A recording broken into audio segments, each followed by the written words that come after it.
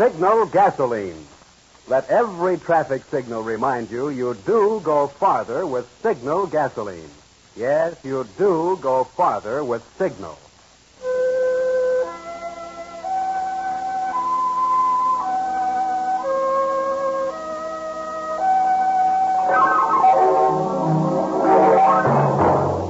The Signal Oil Company and your neighborhood Signal dealer bring you another curious story by The Whistler.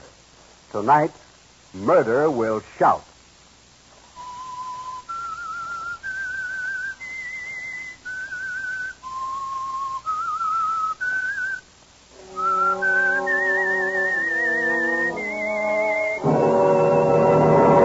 I am the Whistler, and I know many things, for I walk by night. I know many strange tales hidden in the hearts of men and women who have stepped into the shadows. Yes, I know the nameless terrors of which they dare not speak.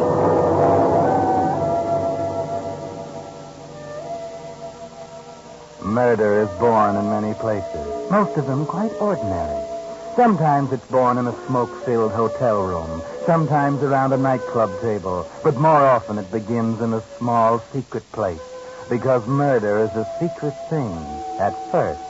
Take, for example, a small, unobserved telephone booth in the back of a chain drugstore, the one in which a small-time racketeer, Peanut Marola, is talking. Oh, Peanut Marola speaking. Yeah, I got all that dope. It shouldn't be a tough proposition to swing. The garage is out in the suburbs, in the Oakdale district, where the houses are far apart and everybody minds his own business. Nice place to work. What's that? Yeah, this guy who owns the place, George Kramer, is single and lives by himself out in a little house on 71st Street. Yesterday I counted only 3 cars that stopped in. That ain't enough to buy him a good breakfast. What? Well, the place is plenty big, but empty. Hey, here's an interesting angle I got on it. Seems that some small-fry businessman named Albion, if I got the jerk's name right, has got some kind of a mortgage on the place. It might give us some trouble. Huh? Yeah, I'll get busy on it. And I'll call you when I got something definite. But don't worry. It'll be easy picking.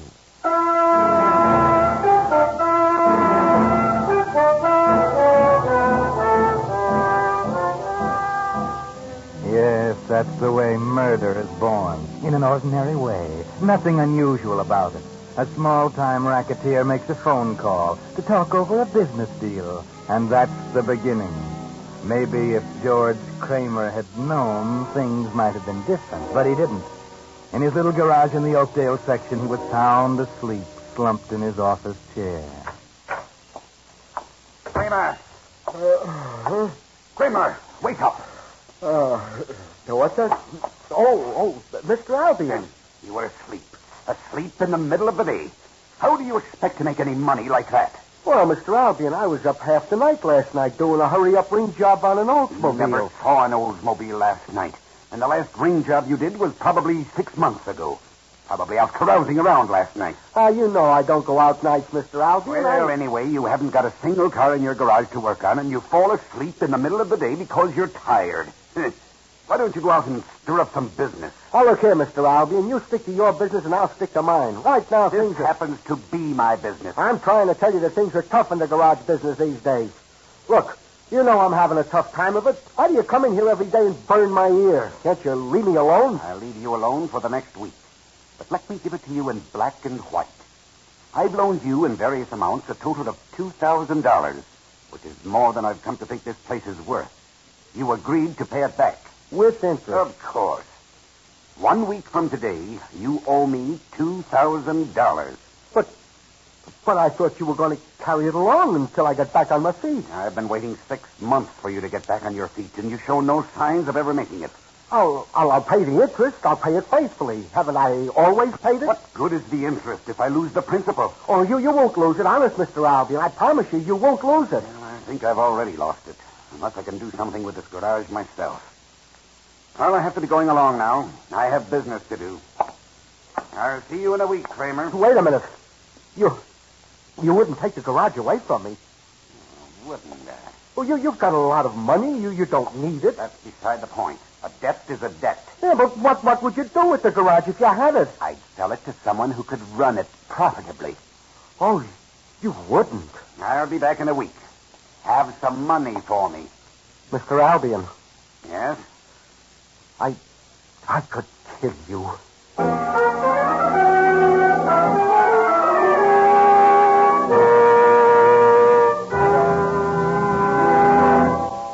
With the prologue of tonight's story, Murder Will Shout, the Signal Oil Company brings you another of the strange tales of the Whistler. But first, I know you Whistler fans will be interested to hear of the growing popularity of this program. The Whistler is now tops on the coast. The latest program popularity survey of all radio programs shows no other single Pacific Coast program has more listeners than the Whistler. Yes, people do know a good thing when they see it, and when they hear it, too. And that goes for gasoline and auto lubrication, too. For 14 years, so many drivers have been switching to Signal products that today, Signal dealers serve 6 western states from Canada to Mexico. But what's of most importance to you is the reason for this swing to Signal. What do Signal products and Signal dealers have that accounts for this growing popularity? Well, throughout 14 years, the name Signal has stood for the absolute top quality in gasoline and auto lubricants. Even now, with certain ingredients reserved for war, Signal's famous Go Farther gasoline is still the finest gasoline that can be made today, with the emphasis still on mileage. And experienced Signal dealers, being in business for themselves, have a real reason for giving your car more thorough, more conscientious service that will keep you their satisfied customer. There you have it. 2 genuine reasons why Signal service cars do go farther. 2 reasons why, when today's cars must last out the duration, your neighborhood Signal dealer is a man you should know, too. And now, back to the Whistler.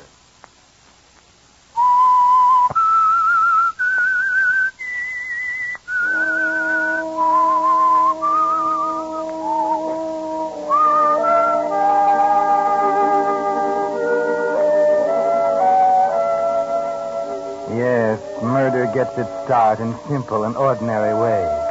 For instance, there's murder in the heart of George Kramer, and once the thought occurs, the next step is easy, if the opportunity presents itself. And in this case, it does very soon, and in the person of Peanut Marola. You, George Kramer? Yeah, that's right. Something wrong with your car I can fix? Not exactly. Got a couple of minutes? Time is all I've got. Good. Mind if I sit down? Well, what do you want? I want to talk over some business. Oh, well, then sit down, by all means. Thanks. Things kind of tough in the garage business these days? Oh, they're not what they used to be. But I managed to get along. But not in the way you used to get along, eh? Not exactly. Look, what are you getting at? Can you use a little ready cash, no references, co-signers, very little collateral? Who couldn't on those arrangements? My name is Marola, Peanut Marola. Oh, I'm glad to meet you. Now, where does this ready cash come in? You sound like a smart man, Kramer. Mind if I talk turkey? Oh, go ahead. I can't lose anything listening. Has Mr. Albion been bothering you lately? How'd you know about him? Well, I kind of looked into things and found out that Albion holds some kind of a mortgage on this place. That right? That's right. How much? $2,000. It's a nice little sum. Keeps you awake nights, doesn't it? Awake at night and asleep in the daytime. And if you want to let me, I can fix it so you can sleep at night and spend your days buying expensive clothes. What sort of a proposition is it? Ever hear of the black market? You mean where you buy meat without giving any ration points? No, the black market in automobiles.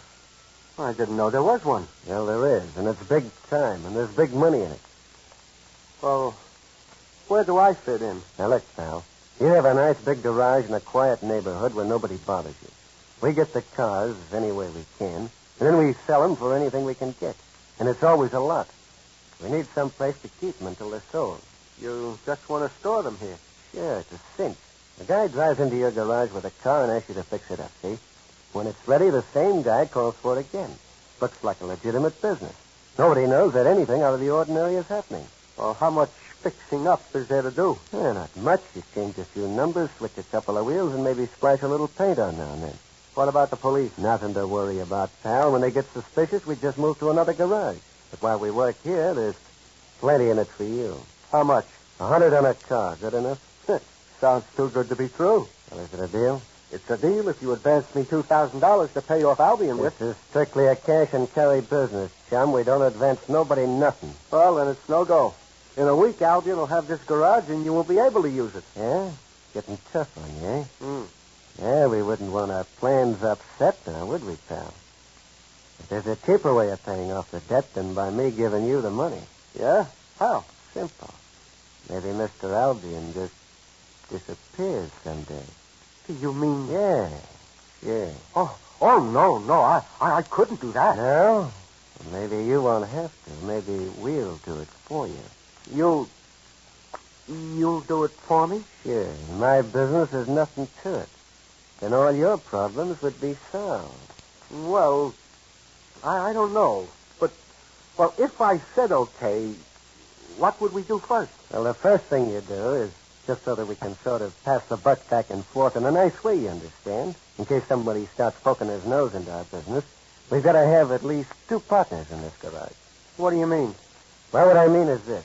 You got to make me a 50-50 partner in this business establishment. You mean you want me to sign over half of this garage to you? That's the idea. Oh, now, wait a minute. I'm not getting into anything that's going to end up with me losing this garage. No, sir. All I want to do is make some money and in a hurry. Now, if that's what you're... Slow down, Kramer. Don't get all excited. Nobody's trying to cut you out of your garage.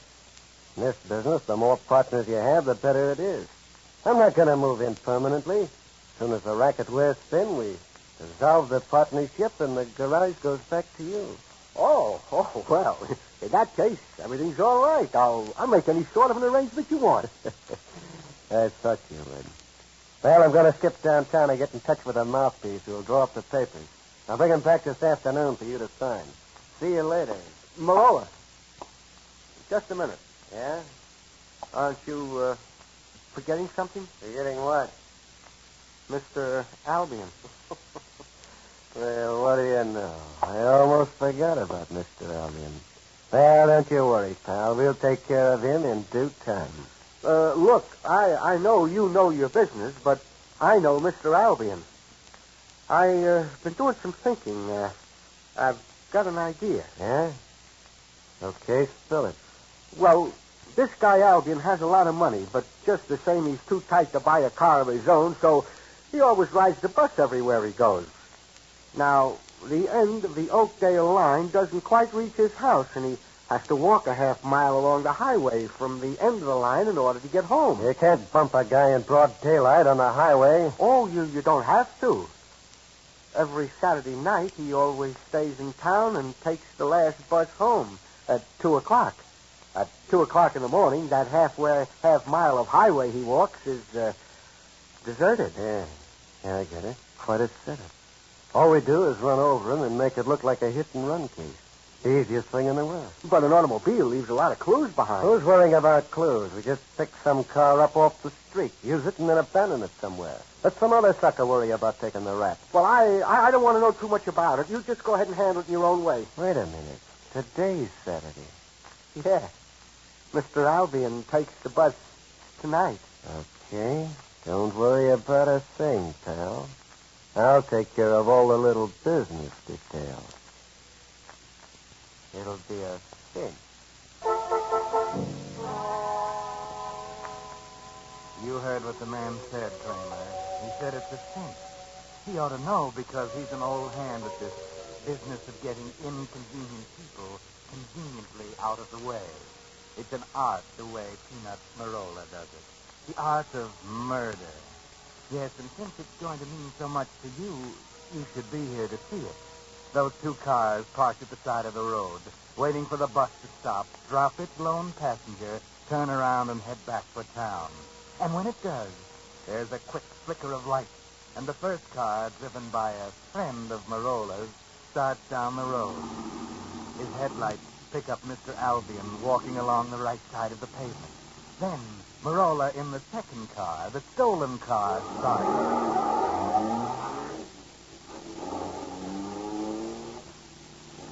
Walking along the highway, Albion hears the first one come up and pass him.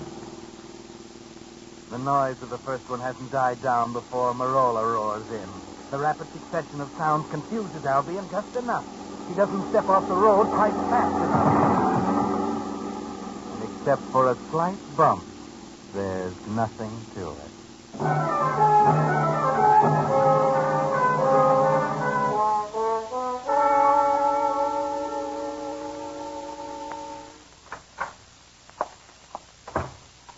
I'm looking for George Kramer. I'm George Kramer. My identification, Lieutenant Clark, headquarters precinct. Oh, yes, Lieutenant. You hear about my car? Yes, the car, that's right. You reported it stolen. Yes. Last night I left it parked in front of my house like I always do. I don't have a garage on my property yet. And when I came out to drive to work this morning, it was gone. It was a green Chrysler sedan. License 6G4537. Yes, that's right. I just finished putting on that paint job 2 days ago. Yeah, had it in the shop a week fixing it up. I reported the theft as soon as I could hitch a ride over here and telephone. Yeah, I came right out when we got the report.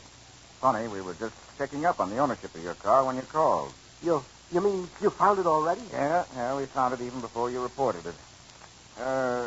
Do you ever drive out around Miller Highway, Mr. Kramer?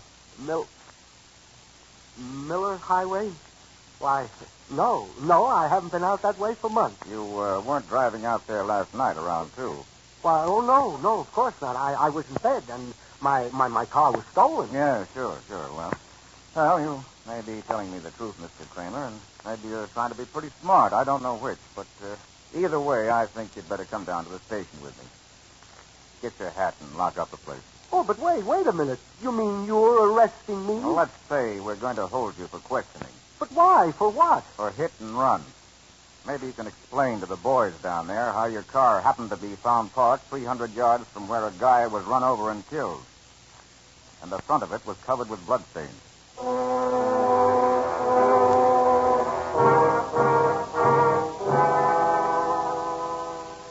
Well, George Kramer, that's what happens sometimes when you think about murder. It doesn't come out just the way you expected it. You don't know what this is all about yet, but you do know that there's only one person who can explain it to you. So when you get to the police station and after they've booked you and taken you to your cell, you ask them to call Peanut Marola, and pretty soon he's done. 5 minutes, Marola. Okay, I won't stay long. Hiya, Kramer. Marola, what is this? They've got me in here for manslaughter. My car was the one you used to run down Albion. Shut up, you fool. Well, You want somebody to hear you? Well, before I'll take the blame for this, I'll make sure somebody hears me. I'll tell them you were driving that car, not me. Listen, small fry. What do you want to go flying off the handle for? More than one way to beat the racket. But you used my automobile. Why? It was an accident. One of those things that happens once in a century. It ain't just like I told you it was going to do.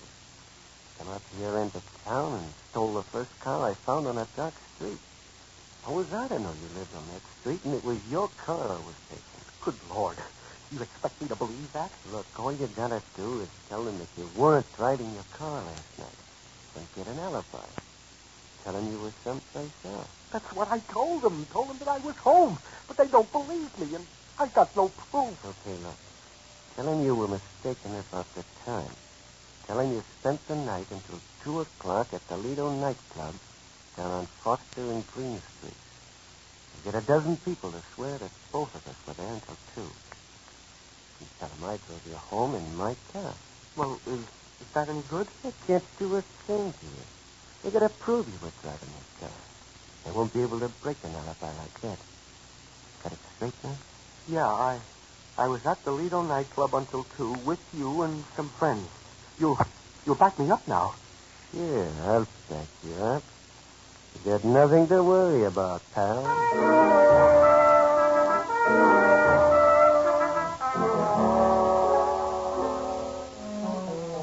That's right, Kramer. You don't have a thing to worry about.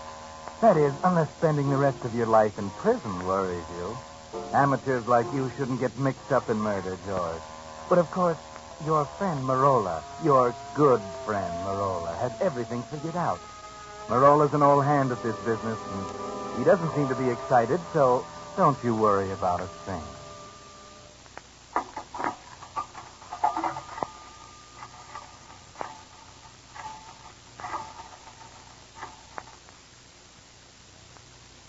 Hello? Lieutenant Marola speaking. Yeah, I'm at the Hall of Justice. I just up to the jail talking with him. Listen to this. He believes that I took his car by mistake.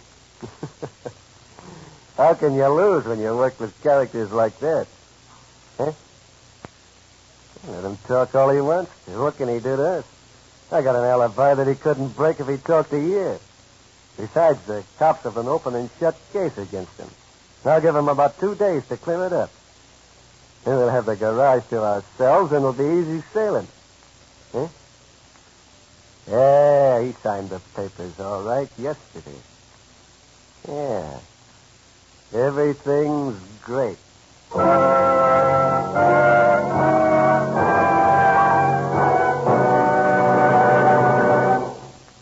that's not all of tonight's story. The Whistler will return in just a moment with a strange ending of tonight's tale. Meantime, a question. Have you forgotten anything lately? Just anything? Well, of course, we all forget occasionally. And suppose you had 32 different things to remember, like the service station operator who lubricates the average modern car. It'd be mighty easy to forget one of those parts, wouldn't it? And you know what that'd mean. Going without lubrication might wear out some vital part, some part you can't replace today. That's why Signal gasoline dealers don't trust to memory when they lubricate your car. Instead, they use the famous Signal check chart, on which the maker of your car lists each part and the exact lubricant it should have. And your dealer isn't satisfied with checking each part against the chart just once. No, sir. He checks each part twice, so not a single part can be overlooked and go without lubricant. And when I say lubricant, I mean the 9 specialized lubricants that Signal dealers use to assure all parts the long, trouble-free life the maker of your car built into them. It's just another example of Signal gasoline dealers' more conscientious service to help your car go farther. Another reason why a good man for you to know today is your neighborhood Signal gasoline dealer. And now, back to the Whistler.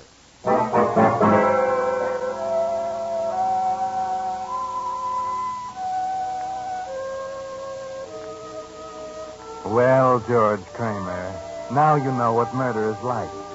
How it starts as a fleeting, almost meaningless wish in your mind and builds into a noose around your neck.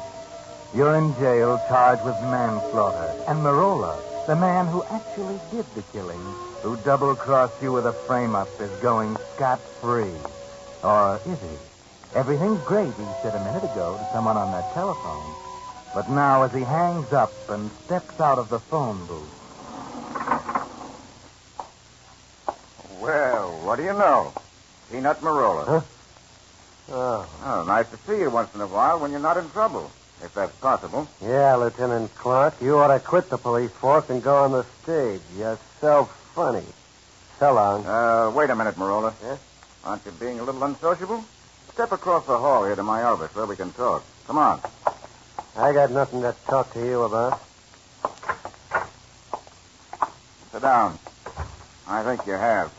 For instance, you know a guy named George Kramer? Sure, I know him. He's my partner in the garage business. That's sort of a new one for you, isn't it, Marola? Maybe, and maybe I like it. Yeah, maybe. You were just in talking to Kramer, weren't you? Sure, naturally. My partner gets in trouble. Naturally, I'm going to see him, see what I can do. You, figured anything to do? Seems like there's not much I can do. He got out of line. You caught him. Looks like an open and shut case. What can I do? I was wondering if you'd say that. Yeah? What else would I say? Knowing you, nothing. I just wanted to be sure this was the way I figured it. What do you mean, the way you figured it? How else could you figure it? You got the guy red-handed. I think maybe we have. You say you went into partnership with Kramer in his garage? Yeah, sure. He needed some dough, so I poured in. I figured it might be a good investment. I'm sure you must have. But didn't you know that Kramer already owed another investor some money? Sure, I heard about it. But that was Kramer's own personal affair. It had nothing to do with our deal. Uh-huh. After you talked to Kramer, one of my boys went in to see him. He's changed his story about where he was last night. Says he was with you down at the Lido nightclub until 2. Then you drove him home. He says that? He's nuts. You know the Lido's been closed for 2 weeks. Folded up because of the curfew. And I didn't see Kramer last night. I can prove where I was. Sure. I'm certain you can. You always were good at alibis. Hey, listen, Clark. Take it easy. Just a couple of questions more. 1, did you ever drive Kramer's car? Why? Suppose I did. Oh, nothing. I just wanted to check. You see, we found some fingerprints on the steering wheel that weren't Kramer's. I just thought they might be yours. Yeah, as a matter of fact, they might be. I did drive it once. When? Oh, about a week ago. Think again. Kramer's car was in the shop being fixed. Up until 2 days ago. Yeah, I guess it must have been later, a couple of days ago. Yeah, it must have been. Lieutenant Clark. Yeah? Okay, thanks.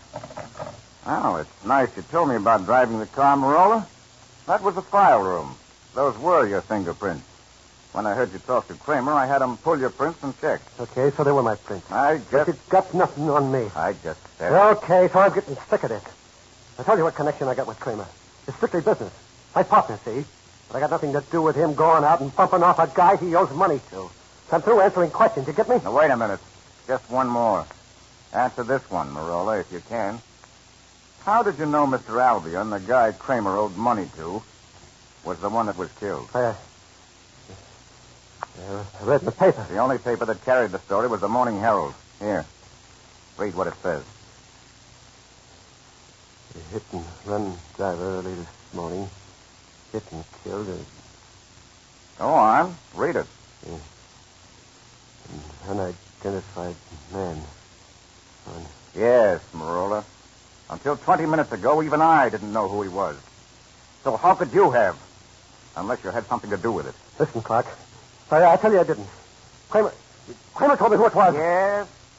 Well, maybe Kramer will tell us a lot more when he hears how you've been trying to frame him.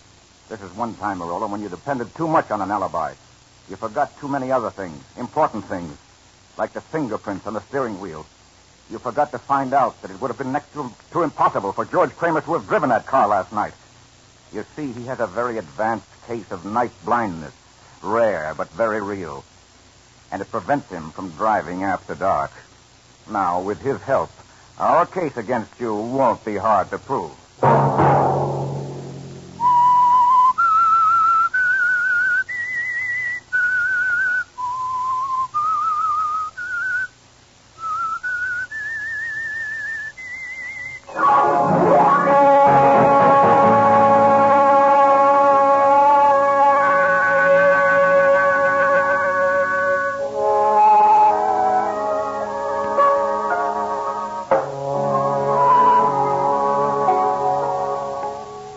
Next Monday at 9 o'clock, The Whistler will bring you another strange tale. The curious story of checkmate for murder. The Whistler is broadcast for your entertainment by the marketers of Signal gasoline and motor oil and fine quality automotive accessories and by your neighborhood Signal dealer. This program, directed by George W. Allen, with story by John Hayes, music by Wilbur Hatch, is transmitted to our troops overseas by the Armed Forces Radio Service. Bob Anderson speaking, and suggesting you let every traffic signal remind you do go farther with Signal gasoline. Yes, you do go farther with Signal. This is CBS, the Columbia Broadcasting System.